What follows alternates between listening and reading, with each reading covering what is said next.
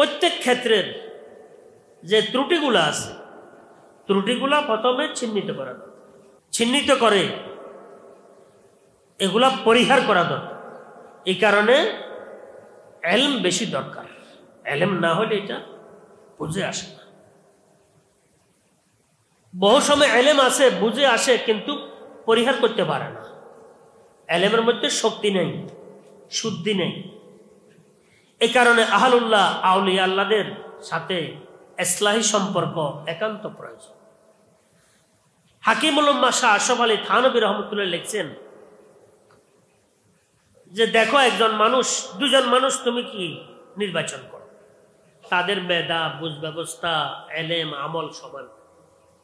দুজন মানুষ, এই দুজন মানুষের মধ্যে একজন কোনো আল্লাহওয়ালার সাথে তার সম্পর্ক আছে, আরেকজনের কোনো সম্পর্ক নেই, কিন্তু দুজন ভালো, দুজনের ইলম প্রায় সমান, দুজনের আমল প্রায় সমান, দেখতে কোনো বেশ কম নাই, দুজনের স্বভাবের মধ্যে মিলে আছে। হয়েছে কি, একজনের ইসলাহি সম্পর্ক আছে, আরেকজনের ইসলাহি সম্পর্ক নাই।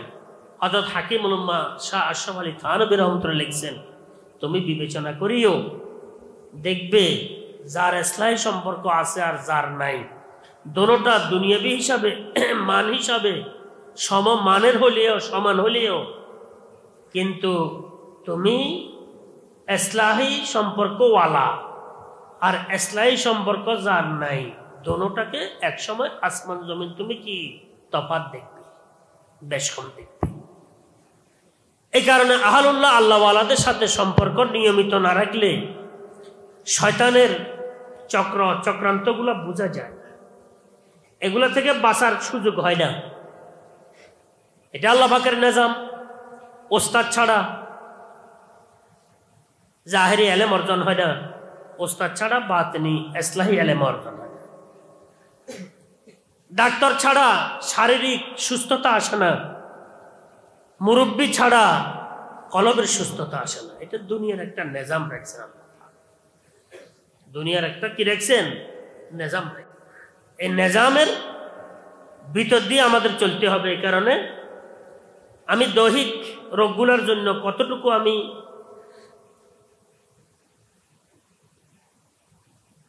এগুলার সুস্থতার জন্য, এগুলা থেকে রেহাইয়ের জন্য কতটুকু আমি তৎপর, আর কলবের রোগের জন্য কতটুকু তৎপর, আমার কি দুটোটা হওয়া তো দরকার। কলবেরটা বেশি চেষ্টা, দেহেরটা কম,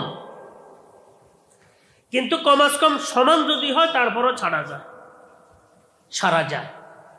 যে আমি দৈহিক রোগগুলার সুস্থতার জন্য যা চেষ্টা করতেছি, আত্মার সুস্থতার জন্য কমাস কম এতটুকু চেষ্টা করতেছি, তাহলে সারা যায়। এখন যদি দৈহিক রোগগুলোর জন্য আমি নিয়মিত চেষ্টা করতেছি, টাকা খরচ করতেছি, পয়সা খরচ করতেছি, কিন্তু আত্মার রোগগুলোর জন্য আমার কোনো কি নাই, মাথা ব্যথা নাই, তাহলে আল্লাহর দরবারে জবাবদিহি করতে হবে আমাকে। এটা অবশ্যই জবাবদিহি করতে হবে আমাকে। এই কারণে বলতেছিলাম যে এই সমস্ত বিষয়গুলো থেকে, জাহেরি বাতেনি গুনাহগুলা থেকে নিজেকে বাঁচায় রাখা, এটা হচ্ছে সবচেয়ে জরুরি বিষয়। গুনাহগুলা থেকে বাঁচি থাকা, এটা হচ্ছে শরীয়তের কি নির্দেশ। আল্লাহ পাক আমাকে, আমাদেরকে, সবাইকে জাহেরি বাতেনি ত্রুটি বিচ্যুতিগুলা পরিহার করে সুন্নত মোতাবেক স্বচ্ছ সুন্দর জিন্দেগি গ্রহণ করার তৌফিক দান করেন, এবং কোনো না কোনো আহলুল্লাহ, আল্লাহওয়ালার সাথে মোহাব্বত রেখে, সম্পর্ক রেখে নিজেদের জাহেরি বাতিনি শুদ্ধি অর্জন করার চেষ্টায় লেগে থাকার তৌফিক দান করেন।